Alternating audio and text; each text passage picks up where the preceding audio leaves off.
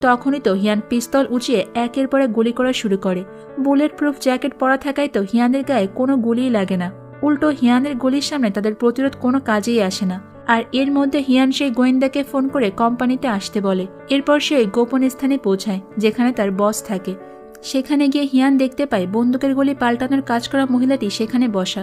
আর হিয়ান তাকে দেখতে পেয়ে বলে যে তুমি এখান থেকে চলে যাও। কিন্তু ওই মহিলা হিয়ানের কোনো কথা না শুনে তার উপর গুলি চালায়। তখন হিয়ানও তো পাল্টা গুলি চালিয়ে ওই মহিলার পুরো ভবলীলা সাঙ্গ করে দেয়।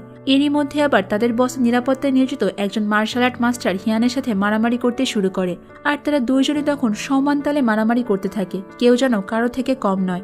ঠিক তখনই হিয়ান একটা বন্দুক দেখতে পেয়ে তো ড্রাইভ মেরে এই বন্দুকটা নিয়ে নেয় আর গুলি করে তো মাস্টারের মাস্টারই একদম খতম করে দেয়। এরপর সে বসের রুমে আসে আর দেখতে পায় যে বসের সাথে একজন বডিগার্ড রয়েছে। বস তাকে বলে যে তোমাকে আমি এত কিছু দিয়েছি আর সেই তুমি কিনা আমাকে মারার জন্য এখানে এসেছো। হিয়ান তখন বসকে বলে তুমি নিজের প্রয়োজনে এতদিন আমাকে ব্যবহার করেছিলে আর প্রয়োজন শেষে আমাকে মেরে ফেলতেও তুমি লোক পাঠিয়েছিলে, তোমার কোনো ক্ষমা নেই।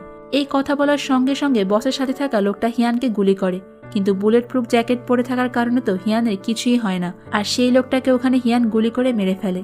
এইবার যখন বস হিয়ানের দিকে বন্দুক উঁচিয়ে গুলি করতে যাবে ঠিক তখনই পেছন থেকে কে যেন বসকে গুলি করে দেয়। হিয়ান দেখতে পায় যে তার সামনে পিস্তল হাতে দাঁড়িয়ে আছে রাহুল, আর রাহুলই তার বসকে গুলি করে দেয়। আর হিয়ান তখন রাহুলকে বলে যে তুমি পেছনের রাস্তা দিয়ে এখান থেকে চলে যাও। ঠিক এই সময় ম্যানেজার জং সেখানে এসে হিয়ানকে আক্রমণ করে আর তাকে গান পয়েন্টে রেখে বলে যে আমার হাত থেকে তোকে কেউ বাঁচাতে পারবে না।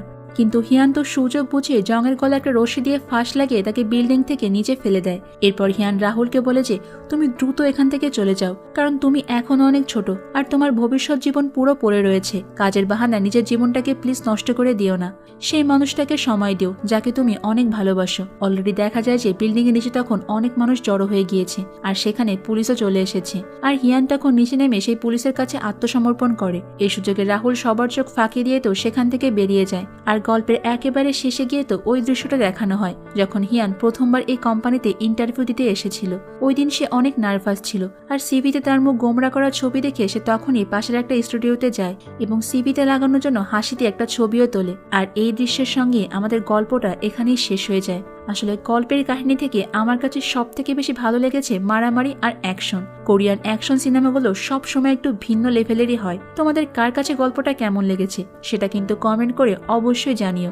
তো আজ এই পর্যন্তই থাক, দেখা হবে অন্য কোনো সুন্দর মুভির গল্প নিয়ে ভিন্ন কোনো সময়ে। ততক্ষণ পর্যন্ত তোমরা সবাই অনেক বেশি ভালো থাকবে এবং নিরাপদে থাকবে আর অবশ্যই তো কুহেলিকার সঙ্গেই থাকবে, তাই না? আল্লাহ হাফেজ।